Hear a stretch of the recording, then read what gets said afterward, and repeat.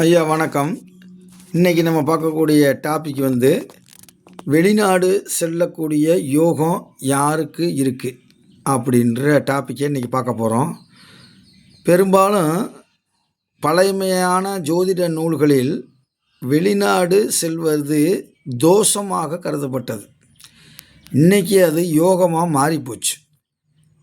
உள்நாட்டில் இருந்தோம்னா அதிகமாக சம்பாதிக்க முடியாது, அதனால் வெளிநாட்டுக்கு போய் சம்பாதிக்கலாம், கோடிக்கணக்கில் சம்பாதிக்கலாம் அப்படின்ற எண்ணத்தில் நிறையா பேர் வெளிநாட்டுக்கு போய் வேலை செய்ய விரும்புகிறாங்க.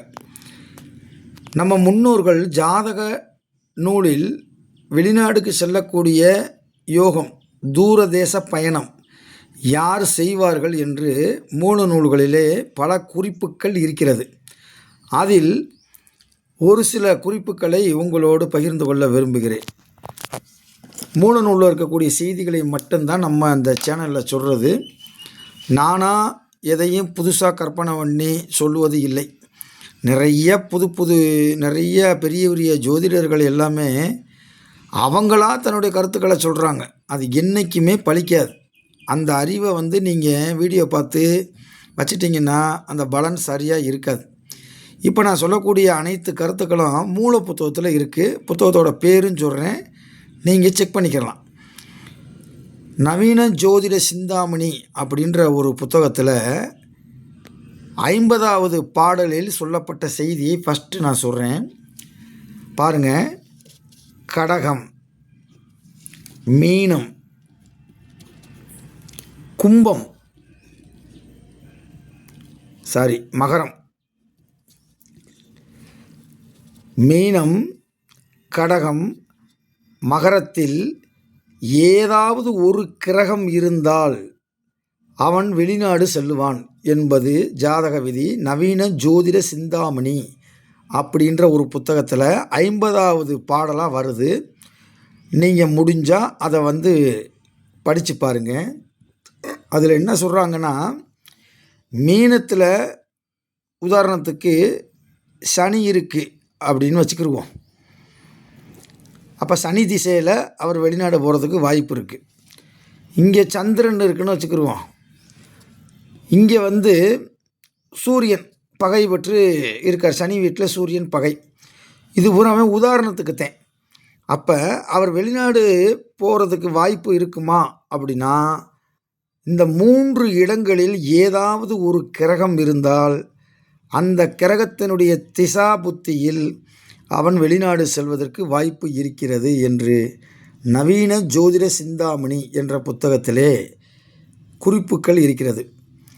அதற்கடுத்து புலிப்பாணி சித்தர் எழுதிய புலிப்பாணி 300 என்ற புத்தகத்திலே 95வது பாடலாக வரக்கூடிய விஷயத்தை சொல்லுகிறேன். சரம், உபயம், இந்த 2 இடங்களில் குரு அல்லது சனி, பாம்பு கிரகம், ராகு, கேது. ராகுவை கரும்பாம்பு என்றும் கேதுவை செம்பாம்பு என்றும் நம்ம மூல நூல்கள் சொல்லுகிறது. அப்போ ஃபுல் டார்க் என்பது ராகு, கரும்பாம்பு. இது செம்பாம்பு, லேசாக வெளிச்சம் கலந்தது செம்பாம்பு. இந்த 3ம் சரம் என்றால் உங்களுக்கு தெரியும்ல, இதுதான் சரம். சரம், ஸ்திரம், உபயம்,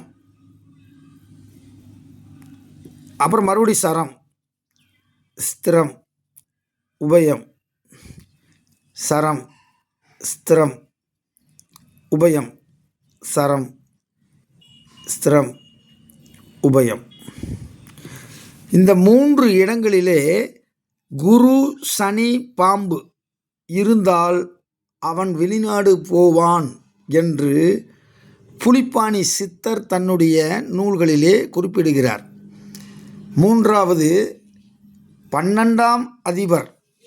உதாரணத்துக்கு 12ஆம் அதிபர் இப்போ லக்கணமாக வச்சுக்கோங்க, கடக லக்கணமாக இருக்குது. 12ஆம் அதிபர் யார்? புதன். இவர் தான் 12ஆம் அதிபர்.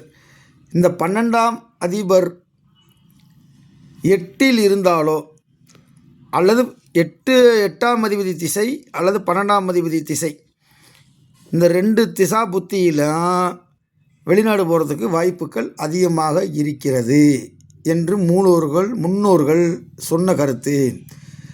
8-12க்கு உரியவனுடன் செவ்வாய் சேர்ந்தால் அவன் வெளிநாட்டுக்கு போவான், அங்கேயே தங்கி விடுவான், அவனுடைய ஆயுள் முழுவதும் தங்கி விடுவான்.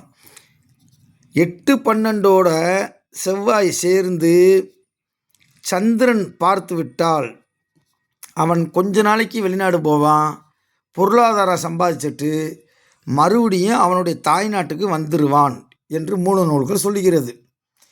நவீன ஜோதிட சிந்தாமணி இப்போ இருக்கான்னு பார்ப்போம். ஒரு நிமிஷம் இருங்க. அந்த புத்தகத்தை நான் இப்போ தேடி பார்த்தேன், இல்லை. மறுபடியும் அந்த புத்தகத்தில் உள்ள செய்திகளை உங்களுக்கு நான் பகிர்கிறேன். ஓகேவா?